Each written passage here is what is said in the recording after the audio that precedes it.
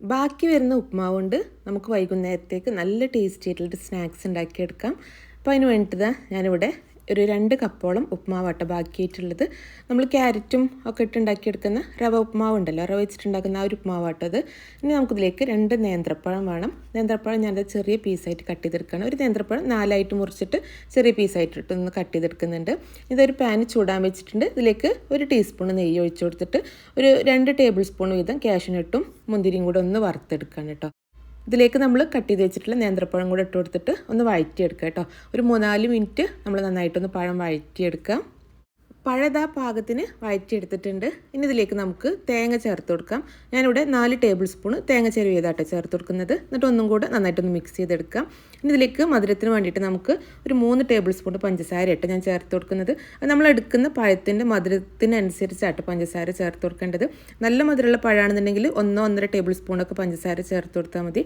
ഇനി പഞ്ചസാര താല്പര്യമില്ലാത്തവർക്ക് അതിന് പകരമായിട്ട് ശർക്കര ചേർത്ത് കൊടുത്താലും മതി കേട്ടോ. ശർക്കര ആയാലും നല്ല ടേസ്റ്റ് തന്നെയാണ്. അപ്പോൾ പഞ്ചസാരയും കൂടെ ഇട്ട് കൊടുത്തിട്ട് നന്നായിട്ടൊന്ന് മിക്സ് ചെയ്തെടുക്കുകയാണ്. ഈ ഒരു പഞ്ചസാര ഒന്ന് മെൽറ്റായിട്ട് ആ പഴത്തിലും തേങ്ങയിലൊക്കെ ഒന്ന് പിടിക്കണം കേട്ടോ. ഒരു 1-2 മിനിറ്റും കൂടെ നമ്മൾ നന്നായിട്ടൊന്ന് ഇളക്കി കൊടുക്കാം.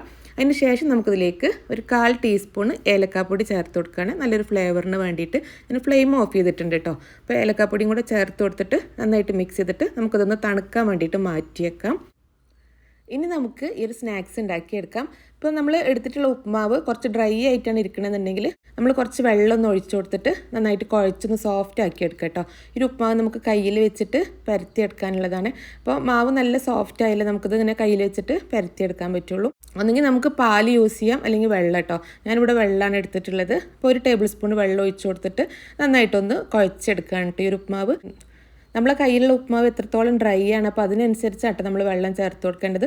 ഞാനിപ്പോൾ 1 ടേബിൾ സ്പൂൺ വെള്ളം ഒഴിച്ചു കൊടുത്തിട്ടുള്ളൂ. അപ്പോൾ അത് ഉപ്മാവ് നന്നായിട്ട് കുഴച്ചെടുത്തിട്ടുണ്ട്. ഇനി ഇതിന്ന് നമുക്ക് ഓരോ ബോൾസ് ആക്കി എടുത്തിട്ട് കയ്യിലൊന്ന് പരത്തിയെടുക്കുക. അപ്പോൾ കയ്യിൽ ജസ്റ്റ് എണ്ണ അല്ലെങ്കിൽ നെയ്യൊന്ന് ജസ്റ്റ് തടവി കൊടുക്കുക കേട്ടോ. ഈ മാവ് കയ്യിലൊട്ട് പിടിക്കാതിരിക്കാൻ വേണ്ടിയിട്ടാണ്.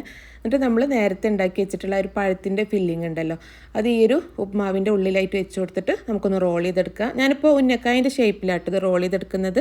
നിങ്ങൾക്കിത് ഇഷ്ടമുള്ള ഷേപ്പിലാക്കി എടുക്കാം. ബോൾസ് ആക്കിയിട്ടോ കട്ട്ലേറ്റ് ആക്കിയിട്ടോ ഒക്കെ എടുക്കാം കേട്ടോ. നല്ല ടേസ്റ്റി ആയിട്ടുള്ള സ്നാക്കാണ്. കാരണം ഉപ്മാവിൽ ചെറിയൊരു എരിവ് ഉണ്ടാവും. പിന്നെ ഉള്ളിൽ ഈ ഒരു മധുരമുള്ള ഫില്ലിങ്ങും കൂടെ വരുമ്പോൾ നല്ല ടേസ്റ്റാണ് ഇത് കഴിക്കാൻ വേണ്ടിയിട്ട്. അപ്പോൾ ഞാൻ ഇത് മുഴുവൻ റോൾ ചെയ്തെടുത്തിട്ടുണ്ട്. ഈ ഒരളവ് വെച്ചിട്ട് നമുക്കൊരു 14 ഉണ്ടാക്കിയെടുക്കാം കേട്ടോ.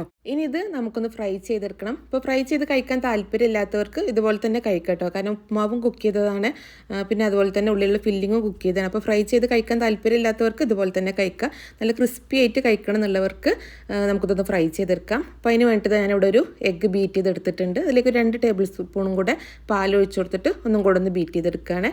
പിന്നെ ഇതിലേക്ക് നമുക്ക് കുറച്ച് ബ്രെഡ് ക്രംസും കൂടെ വേണം കേട്ടോ. എന്നിട്ട് ഓരോ നമുക്കിതുപോലെ ഈ മുട്ടയിൽ മുക്കിയിട്ട് ബ്രെഡ് ക്രംസിലൊന്ന് റോൾ ചെയ്തെടുക്കാം. നമ്മൾ ഈ ഒരു റോള് മുട്ടയിലും ബ്രെഡ് ക്രംസിലും റോൾ ചെയ്തെടുക്കാതെ ഫ്രൈ ചെയ്തെടുക്കുകയാണെന്നുണ്ടെങ്കിൽ ഇത് ഉപ്മാവ് ആയതുകൊണ്ട് തന്നെ പൊടിഞ്ഞു പോകാനുള്ള ചാൻസ് ഉണ്ട് കേട്ടോ.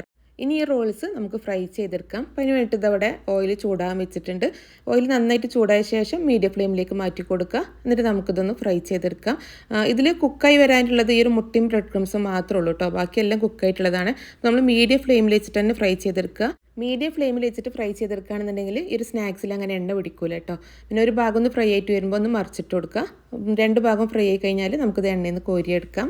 അപ്പോൾ അത് നല്ല ക്രിസ്പി ആയിട്ടുള്ള നല്ല ടേസ്റ്റി ആയിട്ടുള്ള സ്നാക്കാണ് കേട്ടോ. അപ്പോൾ ഉപ്മാവ് രാവിലെ ഉണ്ടാക്കിയിട്ട് ബാക്കി ഉണ്ടെന്നുണ്ടെങ്കിൽ വൈകുന്നേരം കുട്ടികൾക്കാണെങ്കിലും നമുക്ക് വീട്ടിൽ ഗസ്റ്റ് വരുന്ന സമയത്തൊക്കെ ഉണ്ടാക്കിയെടുക്കാൻ പറ്റുന്ന നല്ല ടേസ്റ്റി ആയിട്ടുള്ള സ്നാക്കാണ്. അപ്പോൾ നിങ്ങൾ ഈ രീതിയിൽ ഇതുവരെ ഉണ്ടാക്കി നോക്കിയിട്ടില്ല എന്നുണ്ടെങ്കിൽ ഉണ്ടാക്കി നോക്കിയിട്ട് ഫീഡ്ബാക്ക് അറിയിക്കാൻ മറക്കരുത്.